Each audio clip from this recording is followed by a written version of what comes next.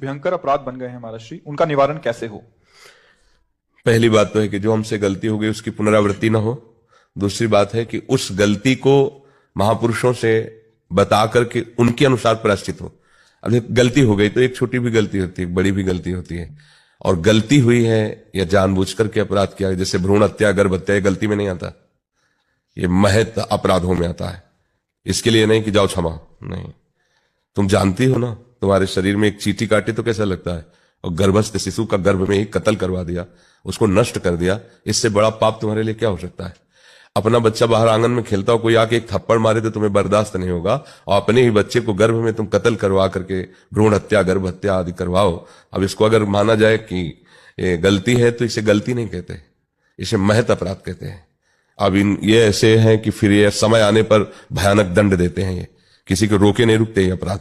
इसलिए सावधान होना चाहिए। अगर ऐसी कोई गलती है तो भगवान की शरण में आकर के फिर सप्ताह की श्रीमद् भागवत का अनुष्ठान करना चाहिए, क्योंकि भागवत सर्वसमर्थ है। अगर कोई ऐसी महत गलती हो गई तो उसको भी पवित्र करने की सामर्थ्य भगवान की वाणी में, भगवान के जश में, भगवान की महिमा में है। श्रीमद् भागवत का सप्ताह की संस्कृत से किसी विद्वान के द्वारा अनुष्ठान करवाए और उसको दक्षिणादि से तृप्त करके उसके चरणों की पूजा करे, भागवत खरीद करके उसको नवीन वस्त्र में आवेष्टित करके उसको दान करे भागवत के, तो इन सब बातों से भगवान कृपा करके उसे माफ कर देते हैं। नहीं तो अपने जीवन में ऐसे ऐसे पाप कर बैठते हैं लोग जिनको जानते नहीं पाप है, और वो फिर आगे चलकर जो दुर्गति करते हैं, फिर कहते हैं भगवान मैंने क्या किया, ऐसा क्यों कर लिया। अब एक पुत्र को तुमने नष्ट किया, दूसरों को तुम्हारा कर्म नष्ट करेगा। भगवान एक ही लड़का था, तुमने छीन लिया, हाय हाय। उस समय हाय हाय नहीं आया जब गर्भस्थ मारा था। वो बेटी है, और बेटी के प्रति जो निकृष्ट भाव रखते हैं ना, उनको आंख खोल के देखना चाहिए कि अगर कोई भी परेशान, इनके माता पिता को लड़के निकाल दें तो एक ही जगह बचती बेटी के यहाँ। बेटी ही ऐसी उदार होती है हृदय की, तुम कहां से पैदा हुई? अगर कन्या ना होती, तुम्हारी मां कन्या किसी की ना होती, तो तुम कहां से आ जाते? कैसे? ये सृष्टि चक्र बहुत, मतलब ये गलतियां कुछ ऐसी भयानक गलतियां होती। अब जो नौजवान व्यभिचार प्रवृत्ति में अपनी प्रवृत्ति को लगा दिया और ऐसे ही कूड़ा करकट की तरह अपने जीवन को या दूसरों के जीवन को नष्ट करते हैं, तो ये जवानी स्थिर थोड़ी है।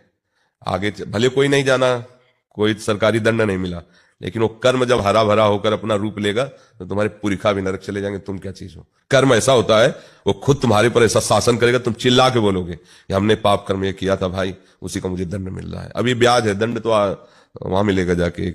एक त्रिभुवन की सरकार है जहां यमपुरी उसके लिए, जैसे नहीं वो अपने यहां भारत में जेल है, वैसे यहां त्रिभुवन की जेल है, नर्क। उसमें जो यातना होती है वो फिर उसके लिए कोई उपाय नहीं है। नर्क गति दुर्भर यम द्वारे कटियत नक्शी के, अवश्य में भुक्तव्यम कृतम कर्म शुभाशुभम। सबको डरना चाहिए, मर्यादा है, भगवान ने इसलिए गृहस्थ धर्म बनाया है।